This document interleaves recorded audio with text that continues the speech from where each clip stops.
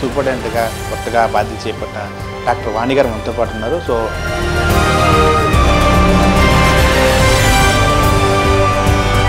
ప్రధానంగా ఉన్న సమస్యలు రోగుల సంబంధించి ఎటువంటి సర్వీస్ పూర్తి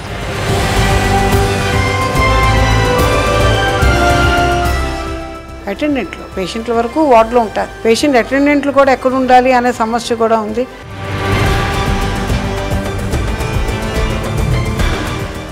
సో వీళ్ళందరితో మాట్లాడి ఎంత సులువుగా చేయగలమో అనేది నా ప్రధాన ఆలోచన.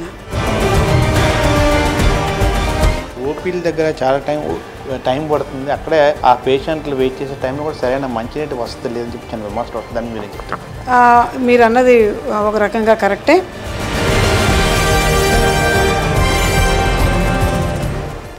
ఉత్తరాంధ్ర ఆరోగ్య సంజీవినిగా పేరుగాంచిన కేజీహెచ్ సూపరింటెండెంట్గా కొత్తగా బాధ్యత చేపట్టిన డాక్టర్ వాణి గారు మనతో పాటు ఉన్నారు. సో రోగులకు సంబంధించి ఎటువంటి సర్వీస్లో మార్పులు చేయబోతున్న మేడం గారిని అడిగి తెలుసుకుని చేద్దాం.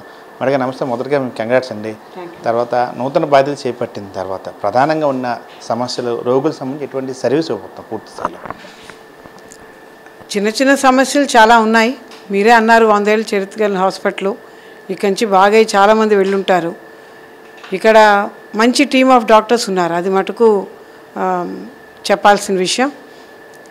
ఖచ్చితంగా మంచి సేవలు అందుతున్నాయి రోగులకి. కానీ ఎంతో కొంత చిన్న డిసాటిస్ఫాక్షన్ ఉండుండొచ్చు, చిన్న చిన్న లోపాలు ఉండుండొచ్చు. అవన్నీ అంటే నేను ఇంకా కొత్తగా బాధ్యతలు తీసుకున్నాను కాబట్టి కొంచెం అన్నీ ఒకసారి చూసుకోవాలి. అంటే పేషెంట్ ఓపీకి వస్తారు, ఓపీకి వచ్చేటప్పుడు ఓపీ టికెట్ తీసుకోవడంలో ఇబ్బంది ఏంటి, ఓపీలో వాళ్ళకి ఎంత టైం పడుతోంది ఓ డాక్టర్ చూడడానికి, వాళ్ళ పరీక్షలు ఏం రాస్తున్నారు, పరీక్షల దగ్గర వెయిటింగ్ ఏముంది. సో ఇలాంటివి చిన్న చిన్నవి స్టెప్ బై స్టెప్ చూసుకోవాలి. అల్టిమేట్గా నా అభిప్రాయం ఏంటంటే ఓపీ టికెట్ తీసుకున్న అక్కడి నుంచి వాళ్ళు టెస్టులు చేయించుకుని అదే రోజు డాక్టర్ గారి సలహా తీసుకుని ఐదర్ అడ్మిషన్ అయినా అవ్వాలి, లేకపోతే ఇంటికి మందులు రాయించుకుని వెళ్ళాలి. ఏదైనా పొద్దున వచ్చిన వాళ్ళు త్వరగా పని అయి వెళ్ళాలన్నది నా ముఖ్య ఉద్దేశం. ఇంకపోతే ఇన్పేషెంట్లుగా ఉంటారు. ఇన్పేషెంట్గా మంచి సర్వీసులు అందుతున్నాయి చాలామందికి. అంటే కాకపోతే ఏంటంటే ఆపరేషన్ థియేటర్లు అంటే కొంచెం వెయిటింగ్ ఉంటుండొచ్చు. ఈ వెయిటింగ్ కూడా ఈ పీరియడ్ ఎలా తగ్గించాలి అనేది కూడా నా ప్రధాన ఆలోచన. సో బహుశా ఈ రెండు నా మెయిన్ టార్గెట్స్. కాకుండా ఇన్వెస్టిగేషన్ దగ్గర కొంచెం టైం పడుతూ ఉంటుండొచ్చు. వీళ్ళు శాంపుల్ ఇవ్వడానికి, రిపోర్ట్ కలెక్ట్ చేసుకోవడానికి. ఇదంతా ఈ ప్రాసెస్ అంతా ఎంత సులువుగా చేసుకోగలరు. ఇదంతా కూడా నాకు మంచి టీం ఉంది ఇప్పుడు నా అదృష్టం. సో వీళ్ళందరితో మాట్లాడి ఎంత సులువుగా చేయగలమో అనేది నా ప్రధాన ఆలోచన. ఓపీల దగ్గర చాలా టైం పడుతుంది. అక్కడే ఆ పేషెంట్లు వెయిట్ చేసే టైంలో కూడా సరైన మంచినీటి వసతి లేదని చెప్పి చిన్న విమర్శలు వస్తుందని మీరు చెప్తారు. మీరు అన్నది ఒక రకంగా కరెక్టే.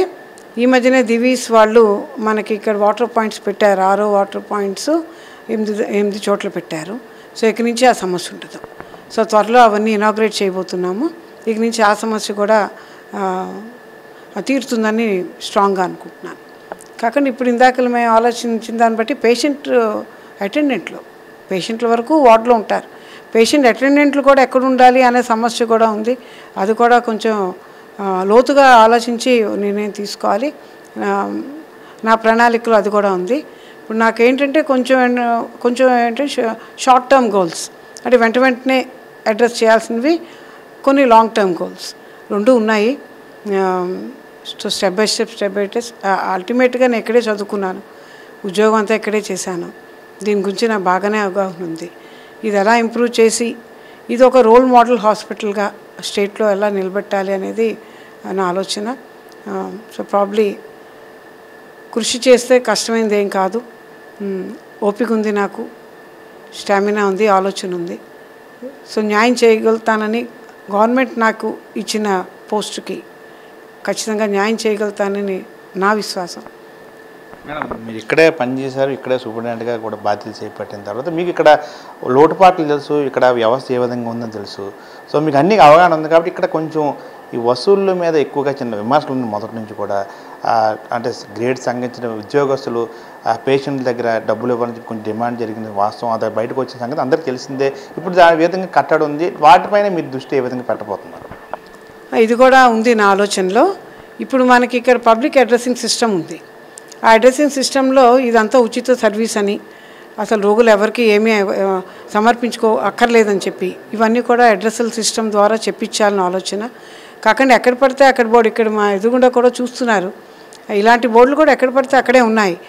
కాకుండా టోల్ ఫ్రీ నెంబర్ లాంటివి కూడా ఒకటి ఏర్పాటు చేసి ఒక కంప్లైంట్ బాక్స్ కూడా పెట్టాలి. ఇలా రకరకాల ఆలోచనలు ఉన్నాయి. ఖచ్చితంగా కరప్షన్ తగ్గించడానికి మేజర్ కృషి చేయాలి. కాకుండా సిబ్బందికి అందరూ కూడా ఏంటంటే అవగాహన సదస్సులు కూడా పెట్టాలి. ఒకవేళ కనుక ఏమన్నా పట్టుబడితే చాలా ఇబ్బంది. కాకుండా మనం ఈ ప్రొఫెషన్లోకి వచ్చామంటేనే ఒకలాంటి సర్వీస్, హ్యూమానిటీకి ఒక సర్వీస్. సో అందుకని మన ఆలోచన మారాలి అనేది మధ్య మధ్యలో అవగాహన సదస్సు కూడా పెట్టాలని ఆలోచన ఉంది. ఖచ్చితంగా ఈ ఆస్పెక్ట్ కూడా చాలా ఇంపార్టెంట్. దీని మీద దృష్టి సారిస్తాం. ఏదైతే డ్యూటీ డాక్టర్ సంబంధించి హాస్పిటల్ టైంలో ఇక్కడ ఉండాల్సిన టైంలో బయట క్లినిక్లో ఉంటుందని చెప్పి కొంచెం విమర్శలు ఉన్నాయి. దాన్ని ఎలా కట్టడి చేయబోతున్నారు? సో దీనికి ఏంటంటే అందరికీ పిలిచి వచ్చే వారంలో నా ఎజెండాలో అది కూడా ఉంది. ప్రతి డిపార్ట్మెంట్ ఇండివిజువల్గా పిలిచి డాక్టర్లందరినీ 9 నుంచి 4 దాకా ఉద్యోగస్తులు, గవర్నమెంట్ సంబంధించి మన ఉద్యోగస్తులం ఈ టైంలో బయటకు వెళ్ళడానికి లేదు. డ్యూటీలో ఉంటే డ్యూటీ అవర్స్ అంతా కూడా ఇక్కడి నుంచి బయటకు వెళ్ళడానికి లేదు. వాళ్ళకి డిన్నర్ కానీ లంచ్ కానీ అన్నీ ఇక్కడే ప్రొవైడ్ అవుతాయి. సో వెళ్ళాల్సిన పని అయితే లేదు. ఎవరికి వాళ్ళకి కొంచెం రెస్పాన్సిబిలిటీ ఫీల్ అవ్వాలి. ఇవన్నీ కొంచెం నెమ్మదిగా చెప్తే కూడా వినేవాళ్ళే చాలామంది ఉన్నారు. ఇప్పుడు మీరు చెప్పిన శాతం తక్కువే, 95% బాగా పనిచేస్తారు. ఈ 5% అనేది ఇక్కడే కాదు, ఈ హాస్పిటలే కాదు, ఏ వ్యవస్థలో అయినా ఆ చిన్న ఇండిసిప్లిన్ ఎక్కడైనా ఉంటుంది. నెమ్మదిగా చెప్పి కూడా వాళ్ళు మార్పు తేవచ్చని నేను అనుకుంటున్నాను. అది కూడా చేస్తాను. గైనిక్ విభాగం సంబంధించి ఏదైతే ఉద్యోగస్తులు ఉంటారో వాళ్ళకి యూనియన్ ఎంప్లాయీస్ డ్యూటీలు వేయడం చెప్పి విమర్శలు వస్తున్నాయి. వాళ్ళకి సంబంధించి డ్యూటీలు కూడా యూనియన్ ఆఫీస్ సంబంధించి వాళ్ళ నాయకులే వేయడం, వాటిపైన కొంచెం వసూలు సంబంధించి కానీ లేదా ప్రమోషన్ సంబంధించి వాళ్ళే టోటల్గా యూనియన్ నాయకుల హయాంలో జరుగుతుందని చెప్పి చిన్న విమర్శలు. దాన్ని ఏ విధంగా కట్టడి చేయబోతున్నారు? అది ఇప్పుడు మీరు నా దృష్టికి తెచ్చారు. ఇది కూడా ఇంతకుముందు కొంతమంది చెప్పారు.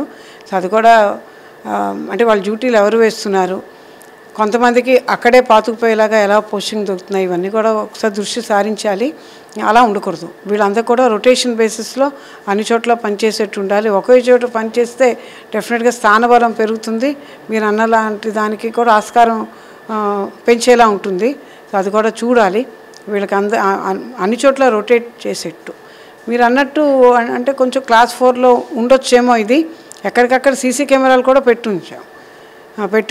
అంటే మా తరఫున చాలా మ్యాక్సిమమే చేస్తున్నాం. ప్రత్యేకంగా మొన్నదాకానే గైనిక్లో ఉన్నాను. మేము ఒక బుక్ కూడా మెయింటైన్ చేస్తాం. ఈ హాస్పిటల్లో అన్ని ఉచిత సర్వీసు, మేము ఎవరికి ఏమీ ఇవ్వలేదు అనేది కూడా పేషెంట్ దగ్గర సంతకం తీసుకుని మరీ పంపిస్తున్నాం. నేను అక్కడ ఉండేటప్పుడైతే సపోజ్ ఆపరేషన్ థియేటర్ అక్కడే ఉండొచ్చు ఇలాంటి ప్రాబ్లం. నేను అందరూ అక్కడ వెయిట్ చేస్తున్న టైంలో నేను అలా పాస్ అవుతూ ఇదంతా ఫ్రీ, మీరు ఎవ్వరికి ఏమి ఇవ్వక్కర్లేదు, ఏమన్నా ఉంటే నా దృష్టికి తెండి అని చెప్పిన సందర్భాలు చాలా ఎక్కువ. ఇప్పుడు నేనైతే ఎలా చెప్పాను అంటున్నాను, మిగిలిన అందరి పోస్టుతో అలా చెప్తున్నారు. సో కొంత ఉన్నమాట వాస్తవం అయిండొచ్చు. ఎలా కట్టడి చేయాలనేది రిపీటెడ్గా వాళ్ళు చెప్తూ ఉంటాం, అవగాహన పెంచుతూ ఉంటాం. ఇది కూడా లాంగ్ రన్లో ఖచ్చితంగా చేయగలుగుతాం. ఫైనల్గా యోగాంధ్రకు సంబంధించి మన సిబ్బంది ఏ విధంగా ప్రభుత్వం సౌకర్యం అందించిపోతున్నాం అండ్ సర్వీస్ ఏ విధంగా ఉండిపోతుంది అండ్ ఫైనల్గా డాక్టర్ వాణి గారు మార్క్ ఏ విధంగా ఉండిపోతుంది కేజీకి సంబంధించి?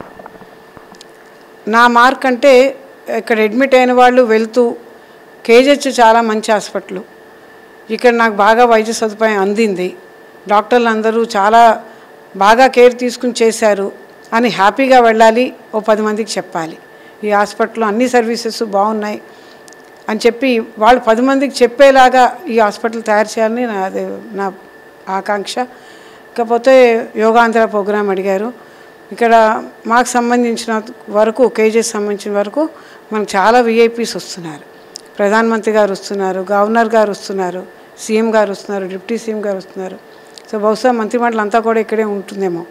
సో వీళ్ళందరికీ మెడికల్ టీమ్స్ వేయడం అనేది మా బాధ్యత. ఎందుకంటే స్పెషలిస్టులు అందరూ ఇక్కడే ఉంటారు కాబట్టి ఆ పని ఆల్రెడీ కంప్లీట్ చేస్తున్నాం. కాకుండా అక్కడ ఏంటంటే అంబులెన్సు, కాకుండా కాన్వాయ్ టీమ్స్, అంటే ఆయన ఇక్కడ హెలిప్యాడ్ నుంచి వెన్యూ దగ్గరికి వచ్చి మళ్ళీ ఆయన వెళ్ళేదాకా టీమ్స్ వేయడం అన్నీ ఆల్రెడీ మేము కంప్లీట్ చేస్తున్నాము. కాకుండా ఇక్కడ కూడా ఏమో ఇంత పెద్ద గ్యాదరింగ్ కాబట్టి ఏం తొక్కి స్టార్ట్ అవ్వచ్చు, ఏదైనా అనుకోనిది ఏమైనా అవ్వకూడదనే ప్రార్థన. ఒకవేళ ఏదైనా అయితే కానీ ప్రిపేర్డ్నెస్ కోసం ఒక వార్డ్ వేరే ఐడెంటిఫై చేసి ఉంచాం, ఒక ఆల్మోస్ట్ 10 బెడ్స్తో. అక్కడ ఒక 2 రోజులు ముందటి నుంచే మా స్టాఫ్ని అది పెట్టి అక్కడ అన్ని ఎమర్జెన్సీ డ్రగ్స్ ఉండేలాగా, అక్కడ ప్రతి బెడ్కి ఆక్సిజన్ ఉండేలాగా ఏదో చిన్న ప్రయత్నం, ప్రిపేర్డ్నెస్ అయితే కూడా ఆల్రెడీ జరిగింది. అందరికీ వాళ్ళ వాళ్ళ జాబ్స్ అని ఇంట్రెస్ట్ చేసి ఉంచాం. కాకుండా మీరు అన్నట్టు ఆంధ్ర మెడికల్ కాలేజ్లో స్టూడెంట్స్ ఎక్కువ ఉంటారు. ఆల్మోస్ట్ 1000 మంది రిజిస్టర్ అయ్యారు. కేజీహెచ్ ఎంప్లాయీస్ సంబంధించి 600 మంది దాకా రిజిస్టర్ అయ్యారు.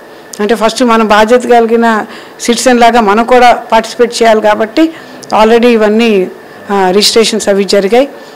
ఈ ప్రోగ్రాము చాలా సక్సెస్ఫుల్గా అవ్వాలని, గిన్నిస్ బుక్లో చోటు సంపాదించాలని, అందులో మనం కూడా ఒక నీటి బొట్టులాగా మనం కూడా ఉండాలి పార్టిసిపేషను అని చెప్పేసి అనుకుంటున్నాను. చాలా సక్సెస్ఫుల్గా అవ్వాలి. Healthy Andhra Pradesh and safe Andhra Pradesh.